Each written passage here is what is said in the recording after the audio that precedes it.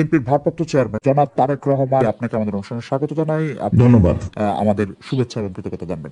আমাদের সাথে আরো থাকছেন সজীব ওয়াজেদ জয়, আপনাকে আমাদের অনুষ্ঠানে স্বাগত জানাই। আমাদের আমি প্রথম প্রশ্ন নিয়ে একটু সজীব ওয়াজেদ জয় আপনার কাছে আসতে চাই। আমাদের প্রথম যে প্রশ্ন সেটি হচ্ছে যে আমরা দেখেছি যে 5ই আগস্টে ক্ষমতার পট পরিবর্তনের পরে শেখ হাসিনা পালিয়ে যাওয়ার পরে তিনি ভার্চুয়ালি একটি জায়গায় তার পরদিনই ভার্চুয়াল বক্তব্য দিয়েছিলেন, বিভিন্ন অনুষ্ঠানে অনলাইনে সক্রিয় থাকছেন, বক্তৃতা দিচ্ছেন। দেশের পক্ষ থেকে এই দাবি আছে তাকে দেশে আসার, দেশে ফেরা উচিত, মানে সে সময়টা কখন হতে পারে? ওনার উদ্দেশ্য হচ্ছে অতি শীঘ্রই বাংলাদেশে ফিরে যাওয়া, রাজনীতি করার জন্য তিনি চান বাংলাদেশে ফিরে যেতে। এখন যেহেতু আমাদের দলকে আবার সংগঠিত করতে হচ্ছে, এটা তিনি করছেন। তিনি ভালো আছেন, তিনি এখন দিল্লিতে আছেন, আমার বোন ওনার কাছে আছেন, আমার বোন তো দিল্লিতে থাকেন। তিনি ভালো আছেন, তবে অবশ্যই ওনার খুবই মন খারাপ। তিনি খুবই দুঃখিত যে দেশের জন্য ওনার বাবা জান দিয়েছেন, আমার পুরো পরিবার জান দিয়ে হারিয়েছে। যে দেশের জন্য তিনি জেল খেটেছেন, এত পরিশ্রম করেছেন, এত উন্নয়ন করেছেন, সেই দেশের মানুষ তাকে এভাবে অপমান করে বের করে দেবে, তার উপর আক্রমণ করতে যাবে, এটা আমরা কেউ কল্পনা করতে পারিনি। এটা তো আপনার একটা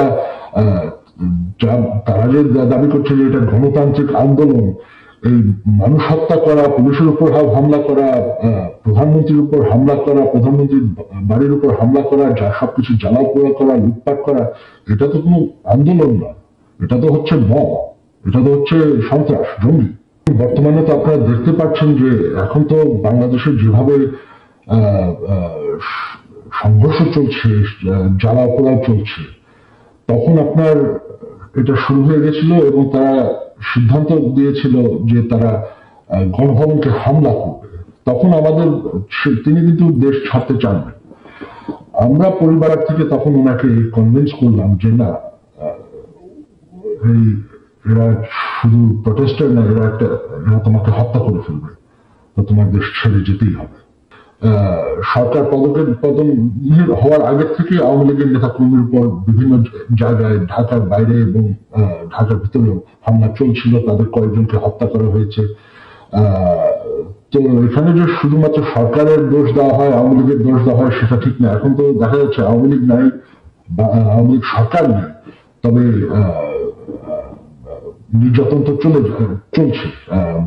আমাদের সকল মন্ত্রীদের বাসা জ্বালিয়ে দেওয়া হয়েছে, বঙ্গবন্ধু মিউজিয়াম পর্যন্ত জ্বালিয়ে দেওয়া হয়েছে, যেখানে জাতির জনক বঙ্গবন্ধু এবং আমার পুরো পরিবারকে হত্যা করা হয়, যেটা একটা মিউজিয়াম ছিল, সেটাকে তারা পুড়িয়ে ফেলেছে। আমাদের নেতাকর্মী কয়েকজন এমপি মারা গিয়েছেন, অনেক নেতাকর্মীকে হত্যা করা হয়েছে। আর আমি শুনতে পাচ্ছি যে হিন্দুদের উপর আক্রমণ হয়েছে, কিছু মন্দির পুড়িয়ে দেওয়া হয়েছে। তো এই সংঘর্ষ তো আগে থেকেই শুরু হয়ে গেছিল। এটা তো এখন তো আমাদের সরকারের দায়ী নয়, আওয়ামী লীগ তো এখন আর এই সংঘর্ষের জন্য দায়ী না। দেশের জন্য এত করেছি যে গত 15 বছরে আপনারা জানেন আমি ডিজিটাল বাংলাদেশ বানিয়েছি। এটা আমার স্বপ্ন ছিল। আমি সরকার থেকে কোনো বেতন নেই, বিনা মূল্যে আমি এই কাজটা করেছি। আমি প্রচুর পরিশ্রম করেছি বাংলাদেশকে ডিজিটাইজ করতে, গ্রাম পর্যন্ত ডিজিটাল বেনিফিট পৌঁছানোর। তারপরে যদি বাংলাদেশের মানুষ, এই যে উন্নয়ন আমরা করেছি, তারপরে যদি বাংলাদেশের মানুষ আমার পরিবারের সাথে এরকম করে, তাহলে আমাদের আর কিছু বলার করার নেই। আওয়ামী লীগ মরে যায়নি। আওয়ামী লীগ হচ্ছে বাংলাদেশের সব থেকে পুরাতন দল। সবাই যে মনে করে যে আওয়ামী লীগের পপুলারিটি নাই, দেশে আপনার 17 কোটি মানুষ, 17 কোটি মানুষের মধ্যে এখনো আপনি যদি নিরপেক্ষ নির্বাচন হয়, আমি জানি আওয়ামী লীগ ভোটে জিতে আসবে। হ্যাঁ, 100% ভোট কোনোদিন কোনো গণতন্ত্রে কোনো সরকার পায় না। আমাদের বিরুদ্ধে যারা ভোট হেরে গেছে বা তারপর তো বয়কট করেছি, হ্যাঁ, এদেরকেই আপনি দেখেছেন যারা আওয়ামী লীগ বিরোধী, তাদেরকেই দেখা গেছে। তবে আওয়ামী লীগের যারা সমর্থক, তারা কিন্তু দেশে আছে। আরেকটি ব্যাপার সেটি হচ্ছে আমার আগেকার প্রশ্নের সাথে সম্পর্কিত, যে গণ অভ্যুত্থানের মুখে শেখ হাসিনার দেশ ছেড়ে পলায়ন, আওয়ামী লীগের নিষ্ক্রিয়তা, এক ধরনের মানে আওয়ামী লীগ দেশের রাজনৈতিক প্রেক্ষাপট থেকে বাদ হয়ে গেছে, কেউ কেউ আমাদের মিডিয়ার ভাষায় কেউ কেউ বলছেন যে একটা -1 হয়ে গেছে। অন্তর্বর্তী সরকারকে নিয়ে কোনো -2 সংখ্যা কি আছে? আমার সাথে অন্যায় হয়েছে, অবিচার হয়েছে, আমার পরিবারের সাথে হয়েছে, আমার বাবাকে হত্যা করা হয়েছে, আমার মার সাথে অন্যায় করা হয়েছে, তাকে অত্যাচার করা হয়েছে, আমার ভাই মৃত্যুবরণ করেছে এই অত্যাচারের কারণে।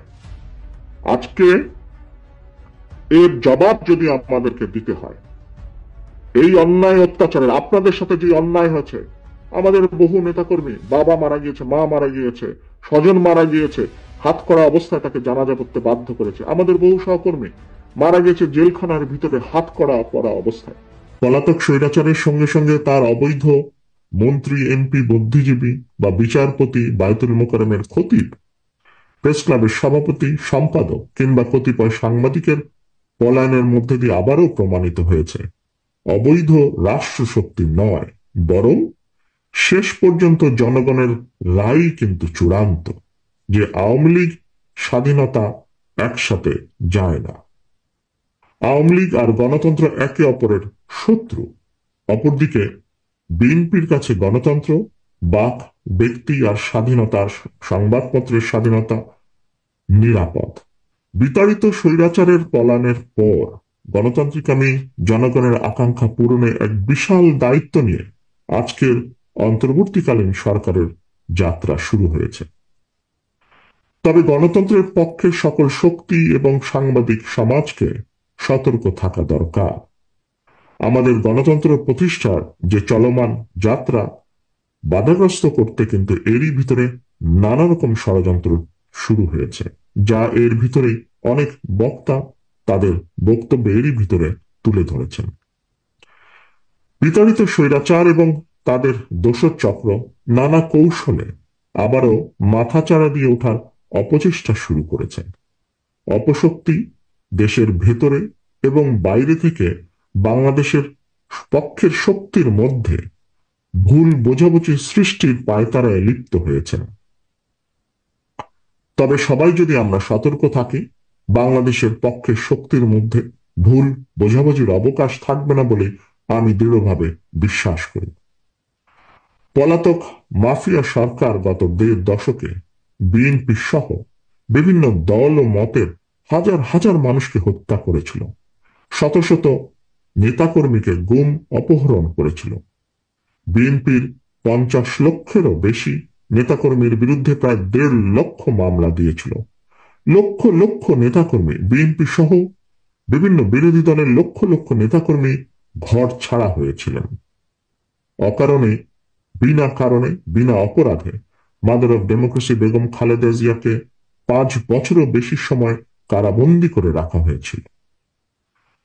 পলাতক স্বৈরাচারের নির্দেশে শুধু জুলাই আগস্টে গণ অভ্যুত্থানে কমপক্ষে 2000 ছাত্র জনতাকে শহীদ করা হয়েছে, কমপক্ষে 30,000 মানুষকে করা হয়েছে আহত।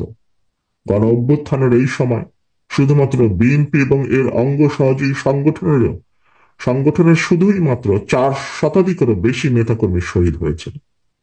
এর বাইরেও যারা শহীদ হয়েছেন বা হতাহত হয়েছেন, হয়তো তারা সরাসরি বিএনপির কর্মী নন, তবে অবশ্যই তারা বাংলাদেশের পক্ষের শক্তির সাহসী প্রাণ। তারা ছিলেন আমাদেরই কারো সন্তান, আমার, আপনার, আমাদেরই কারো ভাই, কারো বন্ধু, কারো সহকর্মী কিংবা স্বজন। এমন হাজারো হতাহত ছাত্র জনতার আত্মত্যাগের বন্ধনে বাংলাদেশের পক্ষের শক্তির মধ্যে জাতীয় ঐক্য গড়ে উঠেছে। সুতরাং আমরা যারা বেঁচে আছি, শহীদদের আকাঙ্ক্ষা একটি গণতান্ত্রিক, মানবিক, বৈষম্যহীন বাংলাদেশ প্রতিষ্ঠার মাধ্যমে শহীদদের রক্তের ঋণ পরিশোধ করা আমাদের দায়িত্ব। একই সঙ্গে পলাতক স্বৈরাচার আর তার দোসররা যাতে রাজনীতিতে পুনর্বাসিত হতে না পারে, সেই ব্যবস্থা গ্রহণ করাও কিন্তু আমাদের কর্তব্য। এই জন্যই যথাযথ আইনগত এবং রাজনৈতিক পদক্ষেপ নেওয়া প্রয়োজন বলে আমরা মনে করি। পলাতক মাফিয়া খুনিদের পুনর্বাসন ঠেকাতে তাদেরকে একদিকে আদালতে বিচারের মুখোমুখি করা প্রয়োজন, অপরদিকে তাদেরকে অবশ্যই জনগণের আদালতের রাজনৈতিক বিচারে প্রত্যাখ্যাত হওয়ার পরিস্থিতিতেও ফেলতে হবে। যদি এই দুয়ের সমন্বয় ঘটাতে পারি আমি দৃঢ়ভাবে বিশ্বাস করি গণবিরোধী বিতাড়িত অপশক্তি বাংলাদেশের রাজনীতিতে আর মাথা তুলে দাঁড়াতে সক্ষম হবে না। খুনি, লুটেরা, মাফিয়া এবং স্বৈরাচারী রাজনৈতিক অপশক্তিকে বাংলাদেশের রাজনীতিতে অপ্রাসঙ্গিক করে দিতে হলে জনগণের রাজনৈতিক ক্ষমতায়ন প্রয়োজন। ভোটের অধিকার প্রয়োগের সুযোগ পেলেই জনগণ তাদের রাজনৈতিক ক্ষমতা প্রয়োগ করে গণহত্যাকারী, খুনি, লুটেরা, পলাতক স্বৈরাচার এবং তাদের দোসরদেরকে রাজনীতির মাঠ থেকে বিদায় করে দিতে সক্ষম হবে। এ কারণে বিএনপি মনে করে সংস্কার কার্যক্রমের পাশাপাশি একটি যৌক্তিক সময়ের মধ্যে অবাধ, সুষ্ঠু, নিরপেক্ষ নির্বাচন অনুষ্ঠান অবশ্যই প্রয়োজন।